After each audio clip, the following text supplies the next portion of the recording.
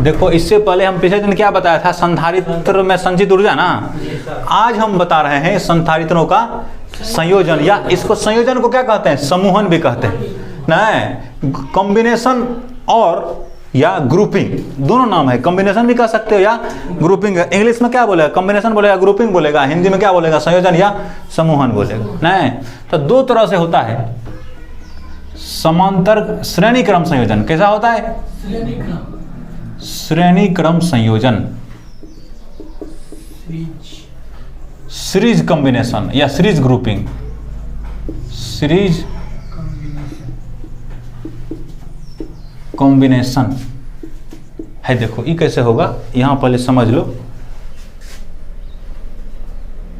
एक संधारित्र है ना ये, दूसरा संधारित्र है ना ये, तीसरा संधारित्र है ना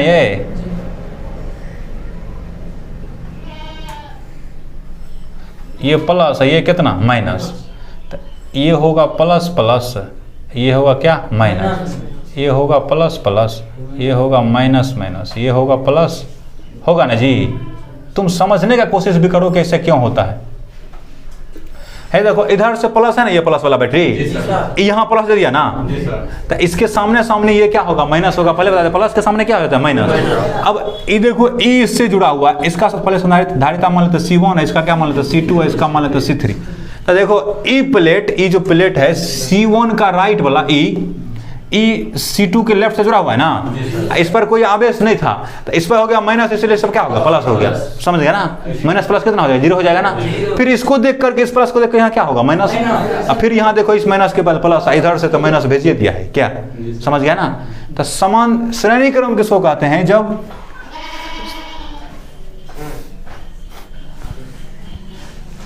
संधारित्रों का ऐसा संयोजन जिसमें एक ही रास्ता से सब संधारित्र में चल जाए। देखो यहाँ से जैसे एक रास्ता है ना, ये ए, यहाँ से ए शुरू करते हैं, यहाँ से कितना बी, तो एक के पथ में जो सब मिलेगा वो सब श्रेणी क्रम में कहलाएगा। तो C1 C2 और C3 कैसा होगा, एक ही रास्ता में मिलेगा ना, बोलो ना, एक के पथ पे है ना, इसको क्या कहते हैं, श्रेणी क्रम। पहला तरीका ये। दूसरा तरीका, मने मन सोचो कि अगर इससे धारा भेजना हो तो अगर सेम धारा चल जाए, धारा तो जाएगा नहीं, कल्पना करना है कि यहाँ से कुछ भेजना है, तो ये जो मान के चलो ये रास्ता है, तो ये रास्ता में सब से होकर कैसा धारा जाएगा, सेम है ना, तो ये कैसा कहलाएगा, श्रेणी क्रम। नहीं, ऐसे भी कहते हैं, कई तरीका है इसको कहने के। यदि पहले संधारित्र का दूसरा प्लेट दूसरे संधारित्र के प्रथम प्लेट से, दूसरा का दूसरा प्लेट पहले के तीसरे से, ऐसे ये करके जुड़ल रहे तो उसको क्या बोलते हैं, समान श्रेणी क्रम ना, बोलो ना, क्या कहते हैं, श्रेणी क्रम कहते हैं। श्रेणी क्रम संयोजन कैसे कहेगा, पहला प्लेट, पहला संधारित्र का पहला प्लेट, दूसरा का। देखो ऐसा कहते हैं, दो बिंदुओं के बीच, यहाँ कौन कौन बिंदु है, ए और बी, दो बिंदुओं के बीच जुड़े संधारित्रों मैंने एक से अधिक हो सकता है, श्रेणी क्रम में कहलाते हैं, श्रेणी क्रम में कहलाते हैं, श्रेणी क्रम संयोजन कहलाते हैं, श्रेणी क्रम संयोजन में कहलाते हैं। यदि इन दोनों बिंदुओं के बीच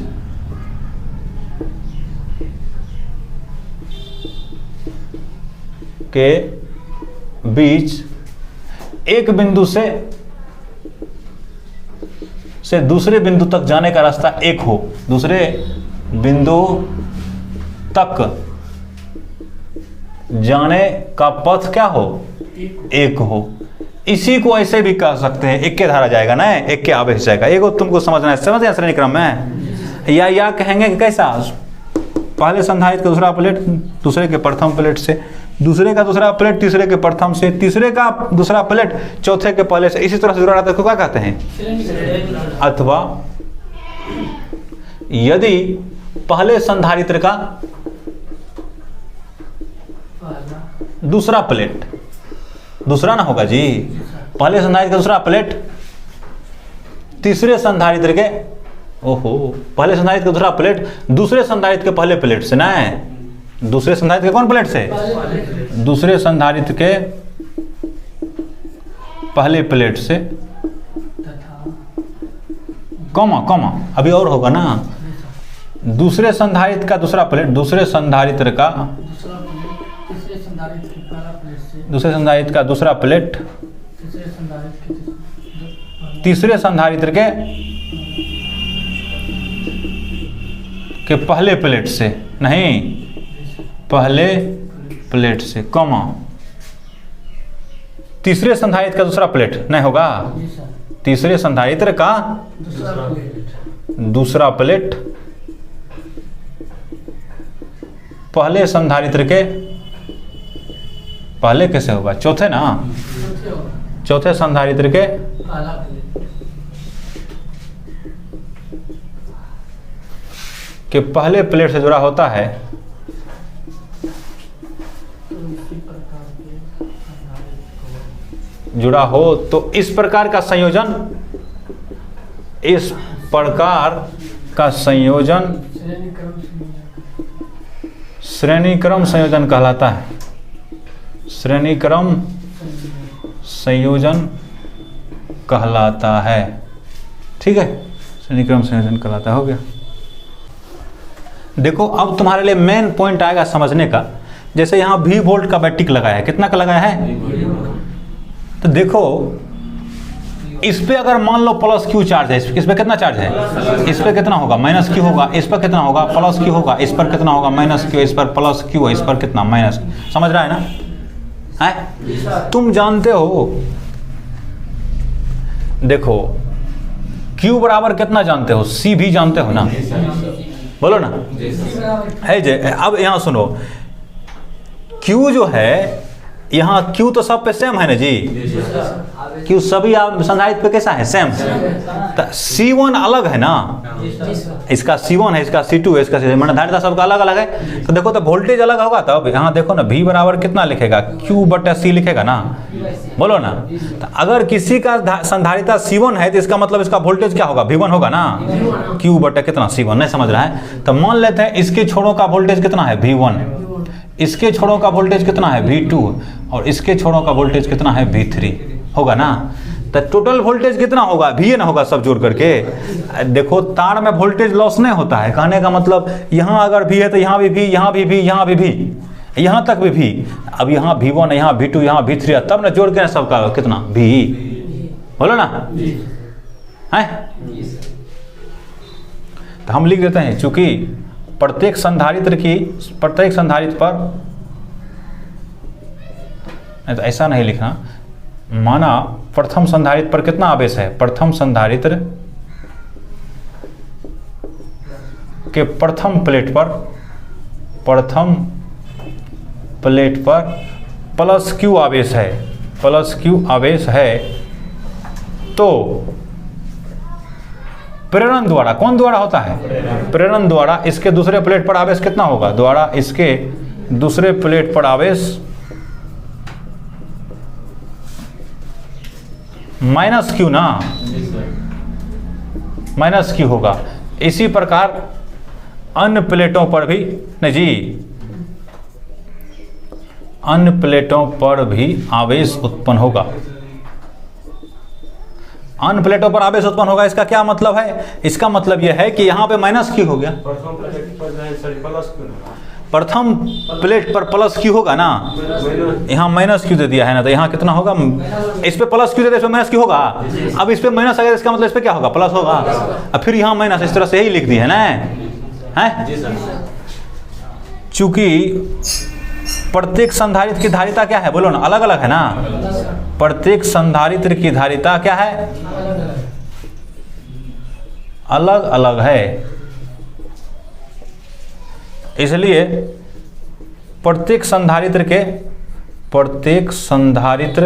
के छोरों के बीच का विभवांतर कैसा होगा, छोरों के बीच का विभवांतर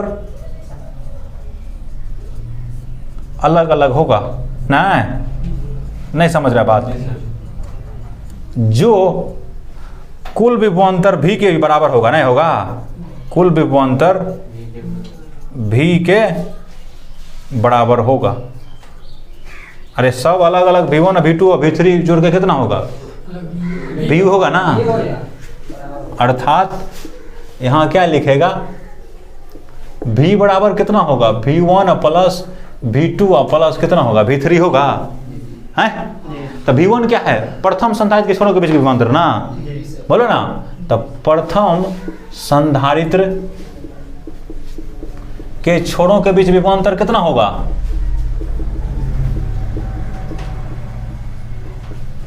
V1 बराबर क्या लिखेगा, Q बटे क्या लिखेगा, C1 ना जी, है? नहीं होगा, फॉर्मूला अभी तो लिखा था, V बराबर कितना होता है, Q बटे C होगा ना। इसी प्रकार दूसरे और तीसरे संधारित्र के लिए, इसी प्रकार दूसरे तथा तीसरे संधारित्र के लिए, संधारित्र के लिए क्या हो जाएगा, V2 बराबर कितना होगा, Q बटे C2 तथा V3 बराबर कितना होगा, Q बटे कितना होगा, C3 होगा ना, बोलो ना। इसको समीकरण 1 मान लो, तो समीकरण 1 से क्या लिखेगा, बोलो, समीकरण 1 से लिखेगा V बराबर कितना है, V1 plus V2 plus V3, तो V बराबर V1 कितना, Q बटे C1 प्लस Q बटे C2 प्लस कितना होगा, Q बटे C3 ना।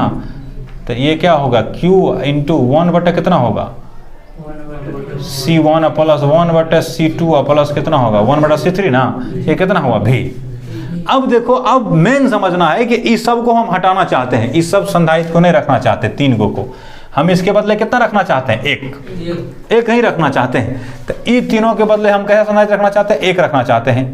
हाँ, इसका वोल्टेज भी कितना होगा, VA होगा, इसका वोल्टेज कितना होगा, V ही होगा। इस पर आवेशो कितना होगा, प्लस है Q और माइनस Q, लेकिन इसका संधारित्र CS मान लिया, कितना मान लिया, ये तीनों को हटाएंगे, तीनों के बदले 1 रखेंगे, तो उसका धारिता कितना होगा, तो ये समतुल्य संधारित्र की धारिता कितना होगा, बोलो। यहाँ VA है, सब कुछ सेम है, ये सेम है, ये सेम है, आवेश सेम है, खाली CS को तीनों के बदले क्या लगा दिया, CS। यदि समतुल्य संधारित्र की धारिता, समतुल्य संधारित्र की धारिता कितना, CS हो तो इसके लिए V बराबर कितना लिखेगा, बोलो ना। V बराबर लिखेगा Q बटा कितना लिखेगा, CS ने लिखेगा, जी सर, बोलो ना। V बराबर क्या लिखेगा, Q बटे CS। इसको समीकरण 2 मान लो, इसको कितना मान लो, 3 मान लो। तो देखो ये 2 है ना, 2 में V बराबर इतना, 3 में V बराबर इतना ना। तो समीकरण 2 एवं 3 से क्या लिखेगा, बोलो। 2 तथा 3 से क्या लिखेगा, 2 में कितना है, Q बटे Q इंटू ना 1 बटे C1 प्लस 1 बटे C2 प्लस 1 बटे C3 बराबर कितना होगा, Q बटे कितना, CS। तो ये 1 बटे CS बराबर कितना हो जाएगा, 1 बटे C1 प्लस 1 बटे C2 प्लस 1 बटे C3 ना, बोलो ना। ऐसा हो गया, प्रूफ हो गया। देखो मेन बात यहाँ ये समझना है कि समतुल्य धारिता हमको निकालना है। तो समतुल्य धारिता का मतलब 50 को लगा हुआ है, 50 को हटा देंगे, उसके बदले कितना लगाना, एक लगाना, एक। तो उस एक का कितना होता, हमने मान लिया है कितना, उस एक का CS। इन तीनों को हटाया, उसके बदले क्या लगाना, एक। तो उस CS कितना होगा, तो CS का ऐसे निकलेगा, CS का फॉर्मूला ये होगा ना। देखो हम अभी हमने क्या सीखा कि 3 संधारित्र जिसकी धारिता क्रमशः C1, C2 और C3 है, V वोल्ट के बैटरी से जोड़ते हैं ना, तो इन तीनों को मिलाकर जो एक धारिता होगा, संधारित्र होगा, उसका धारिता कितना मान लिया, CS। और CS क्या होगा, इन तीनों के बराबर होगा ना। तो इसका रिलेशन क्या निकलता है, इसका संबंध कैसे निकलेगा, तो 1 बटे CS बराबर 1 बटे कितना, C1 प्लस 1 बटे C2 प्लस 1 बटे, ऐसा निकला ना। अब देखो मेन बात इसमें समझना है, 1 बटे CS देखो 3 को का जोड़ के बराबर है। इसका मतलब ये नहीं हुआ जी कि 1 बटे CS अकेले तीनों से बड़ा है, अकेले जैसे 1 बटे CS ग्रेटर देन है किससे, 1 बटे C1 नहीं है, बोलो ना, कॉमा 1 बटे CS ग्रेटर देन है किससे, 1 बटे C2 से, और 1 बटे CS ग्रेटर देन है किससे, 1 बटे C3 से नहीं है। अरे तीनों मिल के बराबर है इसके, तो अकेले तो सबसे कम हो जाएगा, तो सबसे कम हो जाएगा तो माने ये कम रहेगा या अधिक रहेगा, नहीं। इसको सॉल्व करके लिखो, तो इसको गुना कर दो, गुना तो नहीं कर सकते लेकिन मान सकते हो, ऐसा इनक्वालिटी में ऐसे नहीं होता। तो इसको यही करेगा तो C1 ग्रेटर देन क्या होगा, CS होगा। बोलो ना, नहीं समझा। ऊपर नीचा भाग दे दो, इसमें भाग दे देना है, C1 और CS से भाग दे दो ऊपर नीचा। अरे C1 CS से भाग देने पर क्या करने पर, C1 और CS सब बटे क्या करेगा, CS। यहाँ भी क्या करो, C1 और CS से भाग दो कितना, C1 से। ऊपर में गुना कर सकते हैं ना जी, भागा किए हैं कि गुना किए हैं, बोलो तो ऊपर में दोनों तरफ गुना नहीं कर दिए हैं। यहाँ देखो ये कैसे है, 5 ग्रेटर देन 2 है ना जी, इसमें 15 से गुना करेगा तो 15 गुना 5 तैयो बड़ा रहेगा 15 गुना 2 से, बोलो ना 75, ग्रेटर देन रहेगा 30। क्या समझा इसका मतलब, कि गुना करेंगे ना दोनों साइड सेम से तो इनक्वालिटी चेंज नहीं होता है, ग्रेटर देन रहेगा ना, बोलो ना। अरे 5 2 से बड़ा था, इसमें 15 से गुना कर दिया तैयो क्या रहा, ये जो इस साइड का रहा वो बड़े रहा। तो ये C1 और CS दोनों धन है, माइनस नहीं होगा ये, तो ये दोनों प्लस ना, ये 15 क्या है, प्लस है ना जी। यहाँ देखो अब 5 ग्रेटर देन 2, इसमें हम -15 से गुना कर दिया तो कितना होगा, -15 गुना 5 ना रे, यहाँ कितना होगा -15 गुना 2 ना, तो ये छोटा हो जाएगा। अब की बार -75 जो है -30 होगा बड़ा, -75 क्या हो जाएगा, छोटा हो जाएगा। तो माइनस से गुना करता है चिन्ह बदल जाता है, प्लस से गुना करता है चिन्ह नहीं बदलता है। तो ये देखो C1 भी प्लस से होगा, CS भी क्या होगा, प्लस से होगा, दोनों प्लस ना, तो इसका मतलब प्लस से गुना हो रहा है, चिन्ह नहीं बदलेगा।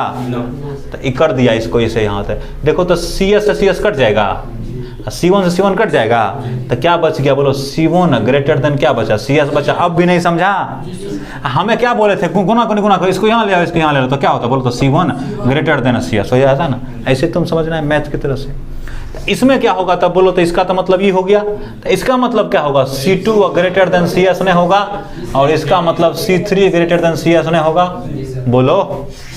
तो इसका क्या मतलब हुआ कि श्रेणी क्रम में जो संधारित्र जुड़े हैं उसमें प्रत्येक संधारित्र की धारिता, प्रत्येक माना C1 C2 C3 तुल्य धारिता से क्या होता है, अधिक होता है, बड़ा होता है ना। तुल्य कितना है, CS, C1 भी CS से बड़ा, C2 भी CS से बड़ा, और C3 भी CS से बड़ा। तो इसका हम मतलब नहीं कह सकते ये कि समांतर श्रेणी क्रम संयोजन में जुड़े संधारित्रों की तुल्य धारिता नहीं, समतुल्य धारिता प्रत्येक संधारित्र की धारिता से क्या होती है, कम होती है। माने प्रत्येक संधारित्र की धारिता तुल्य धारिता से अधिक होती है, ये याद नहीं रहेगा, बोलो। तो क्या लिखना चाहिए नोट में हमको, श्रेणी क्रम में संयोजित, श्रेणी क्रम में संयोजित संधारित्रों की तुल्य धारिता, तुल्य माने समतुल्य है, तुल्य धारिता प्रत्येक संधारित्र की धारिता से क्या होता है, प्रत्येक संधारित्र की धारिता से कम होता है, प्रत्येक संधारित्र की धारिता से क्या होगा। देखो हम क्या बोले हैं, तुल्य धारिता CS न है, प्रत्येक संधारित्र में C1 है C2 है और C3 है, तो C1 बड़ा है CS से है ना, C1 greater than CS, C2 greater than CS और C3 ग्रेटर देन CS। तो इसका मतलब समांतर श्रेणी क्रम में संयोजित धारिता है 3 धारिता C1 C2 और C3, इसका तुल्य धारिता कितना CS।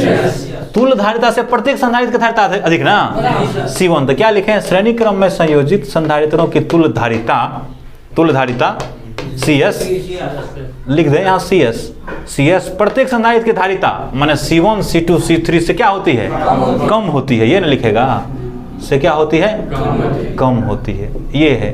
माने याद रखना है कि समांतर श्रेणी क्रम में जोड़ेगा तो जो रिजल्टेंट निकलेगा ना तुल्य धारिता वो सबसे क्या होगा, कम होगा। एक फटाक से एक एग्जांपल क्वेश्चन देते हैं कि मान के चलो 3 संधारित्र को जुड़ा है, इसका धारिता है 2 माइक्रोफेराड, इसका धारिता है 5 माइक्रोफेराड, इसका धारिता है 7 माइक्रोफेराड, ठीक है। ये कैसा दिख रहा है, कौन चीज में है, श्रेणी क्रम है ना, दिख रहा है ना, हाँ 3 को है ना, श्रेणी क्रम में है कि नहीं, एक ही रास्ता ना है, यहाँ से यहाँ तक गुजरेगा तो एक ही रास्ता से चल जाएगा, तो श्रेणी क्रम में इसका तुल्य धारिता निकालना है। तुल्य धारिता का हम विकल्प दे देते हैं। तुल्य धारिता देखो अगर ना आए, एक तो निकालना पड़ेगा, तो ऐसा कर देते हैं, 2 इसको कर देते हैं, इसको कितना करते हैं 4 और इसको कर देते हैं 8, ठीक है। तो तुल्य धारिता 1/CS में लिखेगा जी, तो 1/CS बराबर कितना लिखेगा 1/C1, तो कितना 2 माइक्रोफैराड। अभी छोड़ देते हैं, माइक्रोफैराड प्लस कितना 1/4 माइक्रोफैराड प्लस 1/8 माइक्रोफैराड लिखेगा। एलसीएम कितना 8 माइक्रोफैराड होगा। 1/CS बराबर कितना 8 माइक्रोफैराड। तो क्या मर्तबा लगेगा इसमें 4 प्लस 1, यहाँ फट से देखो कितना हुआ 6 1 7, तो 1/CS बराबर कितना 7/8 माइक्रोफैराड। ऊपर करो इसको उल्टा के इसको उलट जाएगा ना ये, तो CS बराबर कितना होगा 8/7 माइक्रोफैराड होगा। माइक्रोफैराड नीचे है, ऊपर चल जाएगा ये 8 माइक्रोफैराड/7। अब ये कितना निकला 8/7 भागा 2, तो 7 का 7 कितना बच जाएगा 1 ना जी, बोलो ना, फिर होगा ना 7 का 7 1.11 फैराड होगा, माइक्रोफैराड होगा। तो अब देखो तो कितना को जोड़ा था 2 को 4 को और 8 को। इसका जो तुल्य निकला था क्या निकला, सबसे कम निकला ना, बोलो सबसे कम निकला था। कभी कभी क्या करते हैं ऑब्जेक्टिव में, इसको देख के ही आंसर निकाल देंगे। जैसे 2 होगा, मान के चलो अभी हम नहीं जानते, ऐसे नहीं जानते, तो ऑप्शन में रहता ए में रहता कितना, ए में रहता मान के चलो 5 माइक्रोफैराड, बी में रहता 3 माइक्रोफैराड, सी में रहता 7 माइक्रोफैराड और डी में रहता 1.1 माइक्रोफैराड। कौन होता है आंसर, बोलो जल्दी से। क्यों, हम देखें कि 2 जुड़ा है, 4 जुड़ा है, 6 जुड़ा है, जो तुल होगा सबसे कम होगा, तो 2 से 2 से बड़े होगा, इन्हें होगा, ये 2 से बड़े होगा, सबसे कम से भी कम होगा, तो इससे भी बड़ा हो गया, इससे ही बड़ा, तो सबसे कम यही ना हुआ, इससे कम होना चाहिए। तो इसका मतलब 4 को मतलब एगो सही होबे नहीं करेगा, तो इसका मतलब क्या होगा डी नंबर का सही होगा, नहीं, तो ये आंसर होगा, ठीक है। इसी तरह से